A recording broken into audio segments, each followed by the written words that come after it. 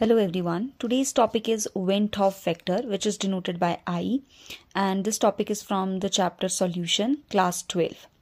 Okay तो went Hoff factor, सबसे पहले हमें ये जानने की जरूरत है कि वेंट हॉफ फैक्टर आया क्यों। तो बेसिकली आपने 4 कॉलिगेटिव प्रॉपर्टीज पढ़ी होंगी इस टॉपिक को पढ़ने से पहले। Relative lowering of vapour pressure, elevation of boiling point, depression of freezing point and osmotic pressure, right. और इनके आपने कुछ फॉर्मूलाज पढ़े होंगे। अब हुआ क्या, जब हम इन फॉर्मूलाज को यूज करके इन कॉलिगेटिव प्रॉपर्टीज की वैल्यू निकाल रहे थे तो वो वैल्यू हमारी एक्सपेरिमेंटल वैल्यू से मैच नहीं कर रही थी। इसका मतलब ये है कि हम इन फॉर्मूलाज में कोई तो ऐसा फैक्टर है जो हम छोड़ रहे हैं। और वो फैक्टर क्या था? वो फैक्टर था हमारा कि देखो, कॉलिगेटिव प्रॉपर्टीज क्या होती हैं? जो नंबर ऑफ सॉल्यूट पार्टिकल्स के ऊपर डिपेंड करती हैं, राइट। ये जितनी भी कॉलिगेटिव प्रॉपर्टीज हैं ये किसके ऊपर डिपेंड करती हैं? नंबर ऑफ सॉल्यूट पार्टिकल्स के ऊपर, है ना।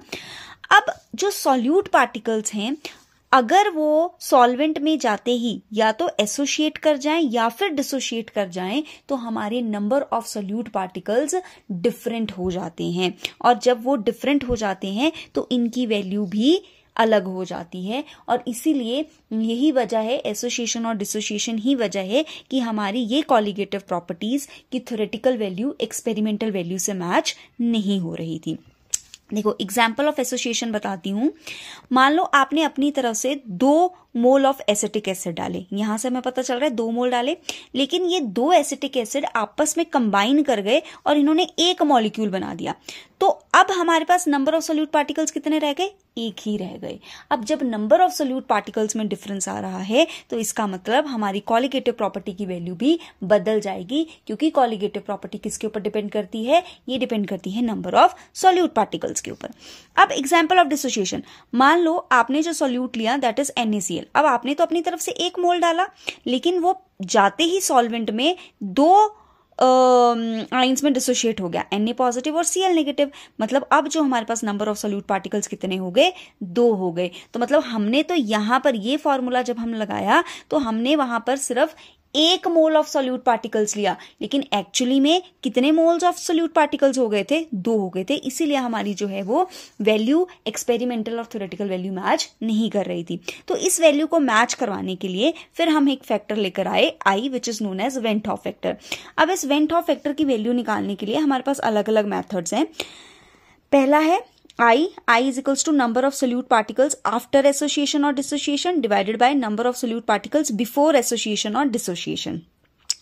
देखो, आपको यही वाला फॉर्मूला लर्न करने की जरूरत है, बाकी के दोनों आप खुद से लिख सकते हो। हम इससे रिलेटेड कुछ क्वेश्चंस करते हैं। Find the value of I if the solute aluminium sulphate dissociated completely in a solution. देखो, अभी जो मैंने आपको ये फॉर्मूला बताया है ना I निकालने का, ये फॉर्मूला तभी वैलिड है अगर 100% एसोसिएशन या डिसोशिएशन हो रही है।